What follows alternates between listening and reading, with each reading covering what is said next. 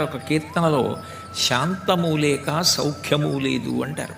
శాంతము అంటే ప్రయత్నపూర్వకంగా ఏదో మనిషి కదలిక లేకుండా కాసేపు కూర్చోవడం కాదు. శాంతము అంటే కామము క్రోధము ఈ రెండూ కూడా మనసులోకి ప్రవేశించని స్థితి ఏది ఉన్నదో దానిని శాంతం అంటారు.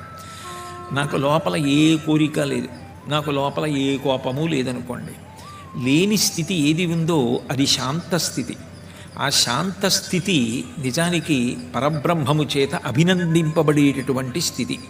యథార్థమునకు ఆ శాంతమే పరమేశ్వరుని యొక్క రూపం. అందుకే శాంతం పద్మాసనస్థం, శాంతాకారం భుజగశయనం.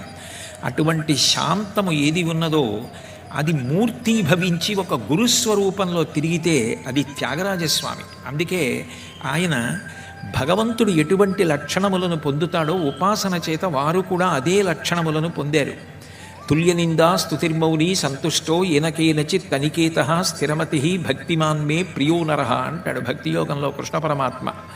ద్వంద్వములు లేకుండా ఒక్కలా ఉండగలిగిన వాడెవరో వాడు నిజమైన భక్తుడు, వాడు నాకు ఆదరణీయుడు అంటాడు. భగవంతుడి కూడా లక్షణం అదే.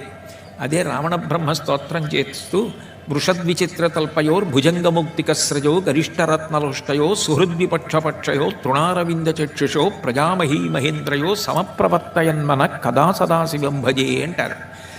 భగవంతుడికి ద్వంద్వములుండవు. భగవంతుణ్ణి ఉపాసన చేసినటువంటి భక్తుడు కూడా ద్వంద్వాతీతుడై ఉంటాడు. కర్తవ్యత నిష్ఠతో ఉంటాడు. తన కర్తవ్యము తాను నిర్వహించడం ద్వారా పరమ ప్రశాంతతని అంతరంగమునందు పొంది ఉంటాడు. ఆ ప్రశాంతత ఏం చేస్తుంది అంటే పరమ క్రౌర్యము కలిగినటువంటి వాళ్ళని కూడా మార్చేస్తుంది. అందుకే మీరు చూడండి, సనాతన ధర్మ వైభవం ఎక్కడుంది అంటే శంకర భగవత్పాదులు దక్షిణ భారతదేశంలో పర్యటన చేస్తూ శృంగగిరి క్షేత్రానికి వెళ్ళినప్పుడు జన్మతః శత్రుత్వం కలిగినటువంటి ప్రాణులు నాగుపాము, కప్ప. కప్పకి పాముకి ఎందుకు వైరం అంటే చెప్పడం సాధ్యం కాదు. కుక్కకి పందికి ఎందుకు వైరం అంటే చెప్పలేం. వాటికి జన్మతః వైరం. అటువంటి వైరం కలిగినటువంటి ప్రాణులు పాము, కప్ప. అటువంటిది ఒక కప్ప మంచి వేసవి కాలంలో శోషించిపోయి కదలలేక పడిపోయి ఉన్నటువంటి స్థితిలో దానికి ఒక నాగుపాం పడగ విప్పి ఆచ్ఛాదన కల్పించి సేద తీరటానికి అవకాశం కల్పిస్తే దాన్ని చూశారు శంకరాచార్యుల వారు.